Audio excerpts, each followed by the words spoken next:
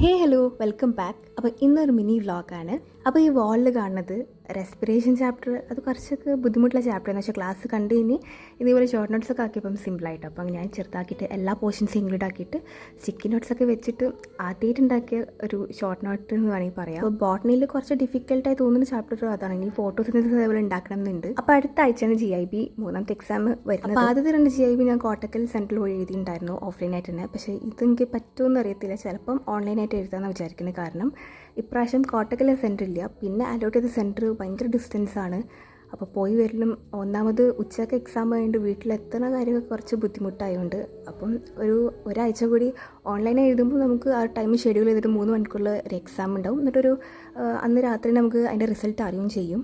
അപ്പോൾ ഓൺലൈനായിട്ട് എഴുതുകയാണെങ്കിൽ ഒരാഴ്ച കൂടി എക്സ്ട്രാ പഠിക്കാൻ വേണ്ടി ടൈം കിട്ടും. അപ്പോൾ എന്തായാലും അങ്ങനെയൊക്കെ പഠിക്കാൻ വിചാരിച്ചിട്ടില്ല. അപ്പോൾ കുറച്ച് ചാപ്റ്റേഴ്സൊക്കെ വെച്ചിട്ട് ഇങ്ങനെ മെല്ലെ മെല്ലെ സ്റ്റാർട്ട് ചെയ്ത് വരുന്നുള്ളൂ. അപ്പോൾ ഇത്രയേ ഉള്ളൂ.